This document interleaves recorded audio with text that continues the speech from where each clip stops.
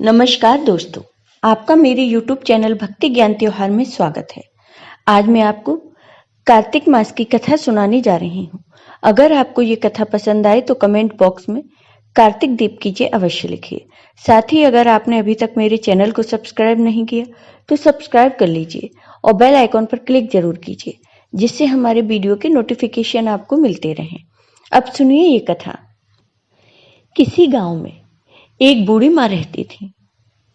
वह बूढ़ी माँ कार्तिक का व्रत रखती थी और कार्तिक स्नान किया करती थी। उनके व्रत खोलने के समय भगवान श्री कृष्ण आते और एक कटोरा खिचड़ी का रखकर चले जाते। बूढ़ी माँ के पड़ोस में एक औरत रहती थी। वह हर रोज यह देखकर ईर्ष्या करती थी कि इसका कोई नहीं है, फिर भी इसे खाने के लिए खिचड़ी मिल जाती है।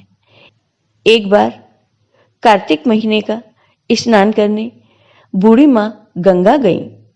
पीछे से भगवान श्री कृष्ण उसका खिचड़ी का कटोरा रख गए। पड़ोसन ने जब खिचड़ी का कटोरा देखा और देखा कि बुढ़िया नहीं है, तब वह कटोरा उठाकर पड़ोसन ने घर के पिछवाड़े फेंक दिया।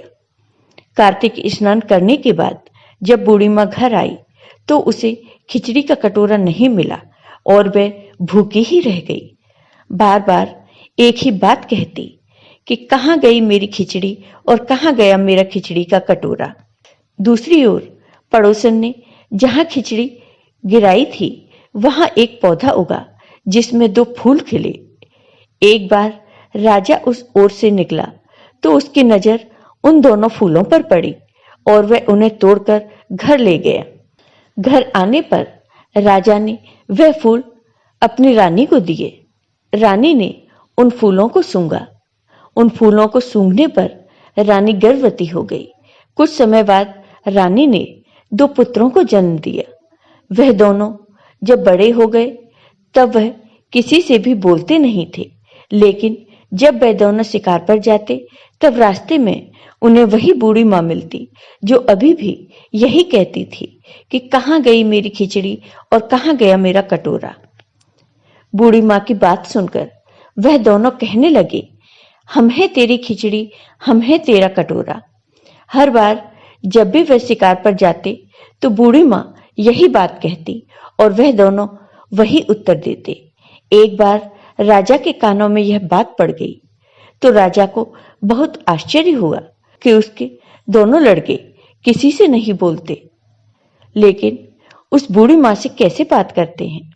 राजा ने बूढ़ी माँ को राजमहल में बुलवाया और कहा कि हमसे तो किसी से ये दोनों बोलते नहीं हैं, तुमसे यह कैसे बोलते हैं। तब बूढ़ी माँ ने कहा, महाराज मुझे नहीं पता कैसे मुझसे बोलते हैं। मैं तो कार्तिक का व्रत करती थी और भगवान श्री कृष्ण मुझे खिचड़ी का कटोरा भरकर दे जाते थे। एक दिन मैं स्नान करके वापस आई तो मुझे वह खिचड़ी का कटोरा नहीं मिला। तब से मैं कहने लगी कि कहाँ गई मेरी खिचड़ी और कहाँ गया मेरा कटोरा। तब इन दोनों लड़कों ने कहा कि तुम्हारी पड़ोसन ने तुम्हारी खिचड़ी फेंक दी थी और उसके 2 फूल बन गए थे। वह फूल राजा तोड़कर ले गया और रानी ने सूंघा तो हम 2 लड़कों का जन्म हुआ। हमें भगवान ने तुम्हारे लिए ही भेजा है। फिर राजा ने अपने बेटों के साथ उन बूढ़ी माँ को महल में ही रख लिया और वो दोनों लड़के उन बूढ़ी माँ की सेवा करने लगे। तो हे कार्तिक देव, जैसे आपने इन बूढ़ी माँ पर अपनी कृपा की वैसे ही सब पर करना। जय हो कार्तिक देव की।